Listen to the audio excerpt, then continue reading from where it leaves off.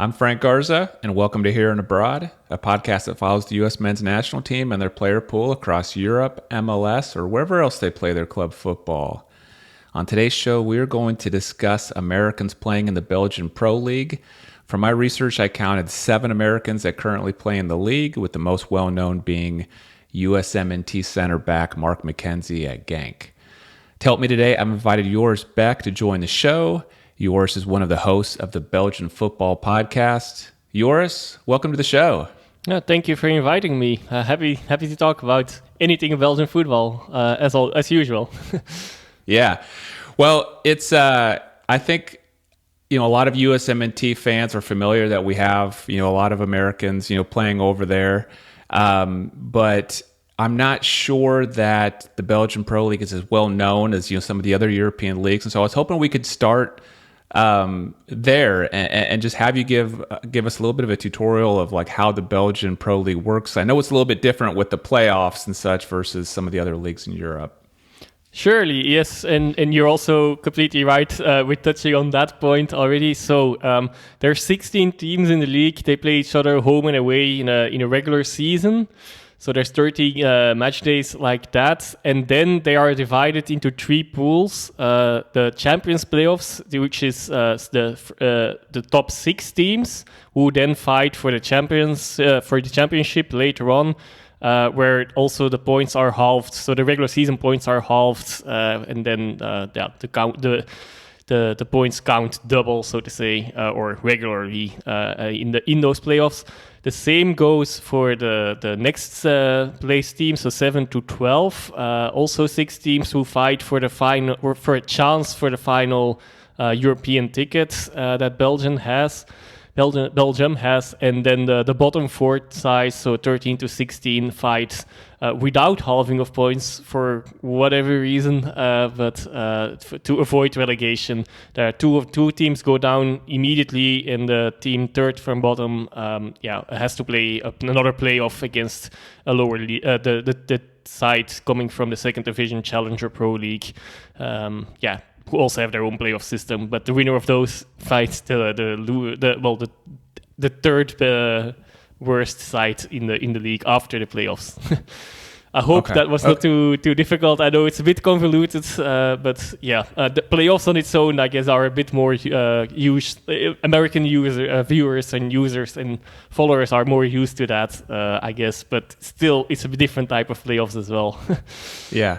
So that first tier of playoffs, that top tier, so whoever wins that is considered the league champion for the season. Is that correct? That is correct, but teams take half of the points they gathered in the regular season to those playoffs. So the regular season isn't completely disregarded, unlike in many American sports at least, where it really starts from scratch. That is not the case, but they take half of the points that they got from before, and then play each other twice again, home and away. After these 10-day match days, it's really over. Everything is counted together, and that's it. Okay, cool. I like that. I like that format. That's cool that the regular season still matters, but then you have this like playoff format. What about the talk to me about the most like the prestigious clubs in the Belgian Pro League? I'm thinking about La Liga with Real Madrid and Barcelona, the Bundesliga with Bayern Munich. I mean, who are the titans of the Belgian Pro League? So historically speaking, there's the most crowned club, which is Anderlecht. So that's, I guess, in that side is in the bracket of the clubs that you mentioned here. Then in more recent years, they had some financial issues, and another club, which is Club Brugge, who just recently almost reached the finals of the Conference League while recording. That actually happened yesterday night as of recording. They narrowly missed out on that. They have taken the crown with winning most titles in recent years and being the most wealthy and successful club in the past 5 to 10 years. And then, historically speaking, the third traditional big club is Standard de Liège, who are currently under even more financial trouble. They have the same owners as Everton, and American owners actually, 7 group of Everton and Genoa and a few other clubs. What said the 7 group is in financial troubles themselves, so that they are really struggling the past few years. It's a bit a shame to see how that happens. I think I'll leave it to those 3. There are a few other sides in the mix, but the traditional big clubs, that would be those 3. Okay, so that's a good. That gives us kind of the groundwork, of the league. Let's talk about some of these Americans playing in Belgium. And the first person I want to talk about is Mark McKenzie. I think he's probably the player Americans are most familiar with, because he's kind of right on the edge of being in the USMNT, like first team, senior team. Sometimes he gets called into the camp, sometimes he's left out, but he seems to be kind of right there. But I know he's been a mainstay in Belgium. What can you tell me about Mark McKenzie and what your thoughts are of him as a player? So, it's maybe not the best time of asking, because recently he has, so I'm actually a Genk fan as well, and so he plays for my side, as you could say, and he has not been in the best of form lately, and has given away a few goals in those. We are currently in the playoffs as of recording as well, and he has given away some goals at some crucial points. But on the whole, I feel like he can be physical. He doesn't use it always. He doesn't use it enough, I feel. But also he is comfortable at the ball, both with his left foot and his right foot, which is a good quality. But sometimes, unfortunately, also he's a bit nonchalant on the ball, and that shows. And sometimes, that's is actually a really unfortunate point. I think as a player, I'm not sure how high his ceiling is. I wouldn't be able to predict that at the moment. But as a person, I think he's really outspoken. And really, he's a really nice guy. As far as I, as a fan, and only seeing him from in the media, can follow, but and from others, from hearsay from other fans who are a bit even closer to the club, as I'm unfortunately not based in Belgium myself. But what I hear from others, that he's a really nice guy. So off the pitch, everything seems to really nice. But on the pitch, he can be physical. He can be good at the ball, and if he's at his best, then he is one of the better defenders in the league. But unfortunately, he is a bit too inconsistent and nonchalant at times. That's, I guess, how I would summarize it. And so when you're saying he hasn't been in the best form lately, has he just been getting like burned by some attacking players and giving up goals, or what have you been seeing there? Yeah, so sometimes he didn't make the foul when he should have, and that ended up in really making a goal. Although personally, I'm not a fan of making a foul and breaking up play too much. But in some cases, it's like what you would call a professional foul, I guess. He failed to do so against players where you should expect him that he would either physically beat him, or at least then make sure the attack is stopped. Maybe taking a yellow card for that. That is one. And the most striking one was actually also in the same game. I think that was even that a cross came in. It looked like he was going to head the ball away. He was in his in the 5 meter. Well, how is it called? 6-yard box, I guess. He very close to goal, and then ultimately he ducked away, and it surprised the goalkeeper, and the ball just went in the net. It looked really silly. So that's one of those cases. The goalkeeper has really. You could also hear it that he shouted that he should have. He shouted the regular signal to head the ball away. Unfortunately, he somehow didn't, and that ended up in being a goal. It's sometimes a thing that he's. So it's a bit shaky at times, I guess. Also another kind of summary of that, but that's which can be frustrating for a defender, of course. Yeah. You mentioned not really knowing for sure what his ultimate ceiling is, and that is something I think U.S. fans wonder is he going to go to a bigger league in Europe? Is he going to stay in Belgium? I mean, what's your feeling for like next season? Do you see him back at Genk, or do you see any type of impending move in the summer transfer window? I do think a move is impending, not in the least because he's going into his final year of contract. So I don't think there will be a prolongation. Otherwise, that would have been happened. An extension would have already have happened by now. I would think maybe there will be some conversations after the season still, but I think both for the club and for the player, maybe it is best that he would go. And I guess that will be your follow-up question, where he would go. In terms of that, I guess indeed he probably will end up in a bigger league. I think he's been good enough to attract some interest for it, but not to the top of a top 5 league. I think, but I think maybe a next step would be a Bundesliga side, mid-table, I guess, something like that. Or in another bigger league, mid to lower table sides, I think might have an interest in him. The last I've heard, but I haven't been able to confirm this, I think he was rumored at West Ham. But okay, to Premier League sides, there are always a lot of players linked to them, of course. Not everything materializes there, but to name one side that has apparently shown some interest in him. Okay. Well, we'll have to keep our eye on Mark McKenzie this summer. I mean, we'll know in maybe 2, 3, 4 weeks whether he's going to be involved in any of the U.S. Matches this summer in the Copa America, and then we'll see if there's any.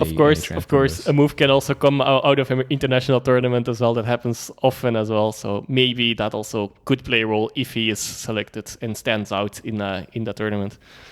Yeah.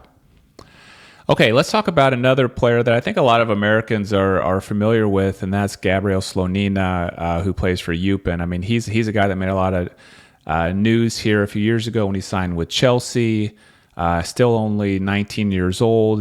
Many people see him as the goalkeeper of the future for the U.S. men's national team. He's on this season-long loan now with Eupen. Can you talk to me about how you think he's performing over there? He performed quite well. The side, unfortunately for him, didn't. They last weekend they confirmed their relegation, so they are one of those two sides in this last playoff pool that finished bottom 2 after those. But that has nothing to do with him. I think the whole side has been weak, but he's been one of the better players for them. And sometimes, he has given the opportunities to show his abilities a lot of times. Unfortunately, I guess in a way as well. But he at least as a shot stopper, he had a lot of shots against. He didn't have a flawless season either, but he, like every goalkeeper, he has mistakes here and there, but nothing that really cost him over the course of the season. And he's gotten a lot of game time. I think that's the main thing for him at this age as well. Whether he will really end up as being a Chelsea goalkeeper, I personally don't know. Based on this season, I would not say that. He definitely will need some steps in between. And I was a bit surprised that initially before the season, it was actually said that Chelsea would even have him as a second goalkeeper before his loan spell. So I think they decided rightly to send him out ultimately, and that he got a lot of game time. And he's been doing well on the whole. So a lot of game time, a lot of practice stopping shots, because it seems like they were giving up a lot of shots on goal and goals. But what I'm hearing from you is he was seen as more of a bright spot. Yeah, he really has been one of their. He has been one of their best players, and they really have been a very poor side. I guess that's really a summary. And whether that means in terms of the US national team, that's indeed also a question. But there's a lot of potential there, so I could see that. That he would be there, the mainstay for the course of the next 15 years or 20 years, maybe even goalkeepers. You never know how long they go on. Right. Okay, let's talk about two other young up-and-coming players for the U.S. That's Brian Reynolds and Griffin Yao at Westerlo. I think for many, they see these two as possible U23 Olympic team players for the U.S., but the U.S. lost their starting right back, Serginho Dest, due to injury several weeks ago, so perhaps there's an opportunity there for Brian Reynolds. But I'm really curious to hear what you think about the season these two had, and what you think of them as players. Yeah. I'll start with Reynolds then.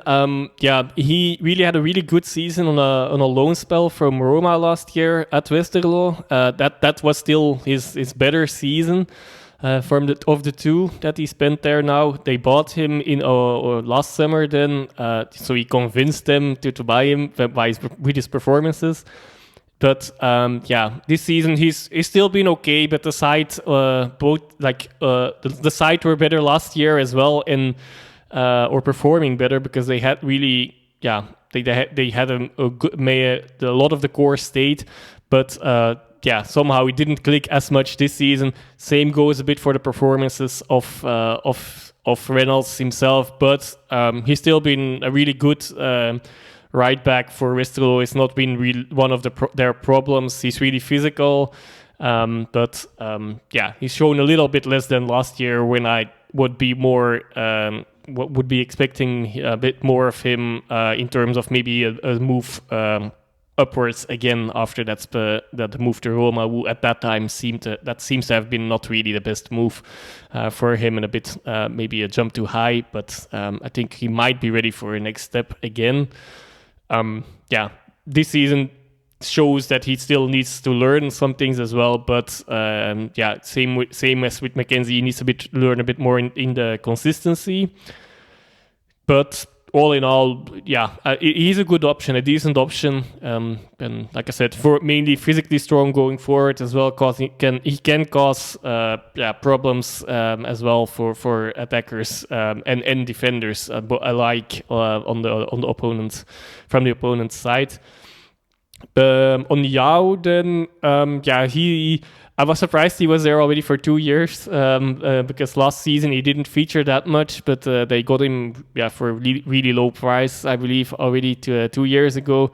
Didn't feature that much last season, or maybe at all. And this season he did really was for me the main player for Westerlo, one of them at least.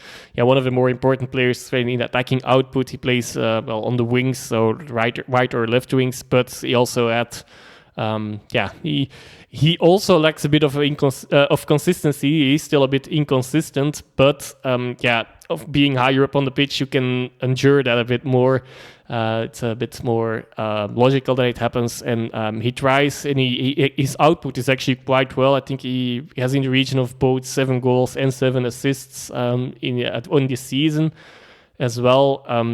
So with some flashes, he has really shown some flashes of brilliance, and I could indeed see him ending up in maybe not that much higher, but maybe inside the Belgian league in a club that's in a club that is regarded higher than Westerlo, with all due respect to the side as well. But they're not really one of a bigger side or cities in Belgium, but Yao has really shown a lot of potential as well. So it sounds like their performances in Belgium is what I have kind of seen with the U.S. men's national team as well. I mean, if I go back a year ago, Brian Reynolds seemed to be one of these guys that was kind of having kind of on an upwards trajectory. He was getting some minutes with the U.S. It looked like he was kind of making his move to kind of push himself into the team. Whereas Griffin Yao wasn't even really in the picture except on more of the youth, national teams. And now today, Griffin Yao has just been, you look at his upward trajectory, and he's been scoring goals for the U23s. And Reynolds, meanwhile, he hasn't been, called into the U.S. men's national team in quite some time. Let me ask you about, another question about Reynolds is that, from what I've watched, he's very good at going forward. He has an attack mindset, just speed, athleticism. I've heard him say that a big opportunity for him is more of the defensive, focusing on defense, the defensive skills. Have you seen any improvement from him there? Is he considered a hindrance on the defensive side? Well, even regardless of his good season last year, that indeed showed sometimes as well. I believe so. Genk, my side, beat Westerlo really 6-1 or so once in those games, and that was partially because of exploiting the space that he was leaving in his back as well. So as a deliberate tactic. But I think he's got a little bit better there, but I haven't seen enough of Westerlo to really judge that too much myself, I have to admit. But I haven't. I think it's indeed something he will have to work on throughout his whole career. He will always be more forward thinking and indeed being better there in creating opportunities and spaces and options up front, while sometimes he might need some backing at the back as well. That's a bit of a what it goes. So in some systems this will work. In some other systems, his weaknesses might come more to the fore easily, but more easily come to the fore. But I think in general, I think he probably improved. I think he will focus on that for sure. And and like I said, he's physically strong, so a lot of things he can cover still with that as well. That's then with rushes going forward, but also tracking back. I think that indeed that he's learning to really track back enough and fast enough as well. And then often he can recover still the counterattack if a ball is lost. Okay. All right. Well, it'll be fun to keep an eye on those two young players and their development. So we've talked about all but three of the Americans playing in the Belgian league. I don't know if we have time to dig into all of them, but between Marlon Fossey, Kava Zahira I'm bad at these names, but I'm just gonna put it out there. I'm gonna let you correct me. Kava Zahira Islam and Owen Atasowi. Between those three Americans, do any of them stand out to you in terms of their performance in the Belgian league? Kaveh Zaire Islam, indeed, from Sint-Truiden, has been doing okay, especially considering he came just from a college, I believe, in the US last summer. So it's really his first real season in pro football. I think. I don't know. Maybe these colleges are already at a pro level. I don't know exactly how it works there, but nonetheless, from a lower level, and definitely, he is a striker. He scored 4 or 5 goals, I believe, at a side who have been struggling for goals. Mainly, their main problem has been the striking position. I think they played really well across the whole season, but sometimes they lacked goal scorers. 5 goals. It's not as impressive either, of course, but nonetheless, I think he's been the player that has filled in this position the best out of all options and actually contributed. Reasonably well in the end. It took some time before he got his first goal. He got some critique for that at the time as well, but ultimately he's contributed. And the other options, I think he's by far their best striking option at the moment. And he's still really young, so that's, I guess, he's like with the others, is showing potential. Whether that leads to something else, I don't know. I think he probably will stay at Sint-Truiden for the summer, after the summer, and then we'll have to see if he indeed develops further in the league, or if this is what it is, or for now, then we'll see. But that's one I wanted to highlight. Fossey at Standaard, also a right back. He's been, out of all the players, the most inconsistent, I think. I don't rate him as highly, but when he is really good, then he is really good. And he's really shining and overpowering his opponents, and just being very omnipresent in both boxes.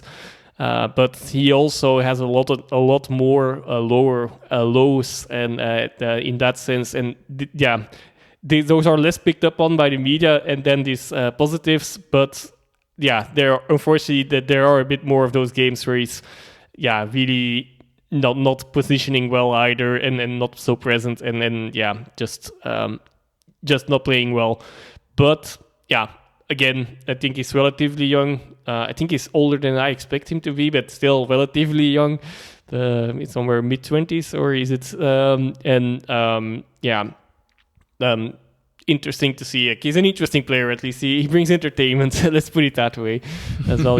Standard also have like really, a really supportive fan base, really fiery, and he plays well with them as well. I think but sometimes that also means going into a challenge a bit too harsh and so on.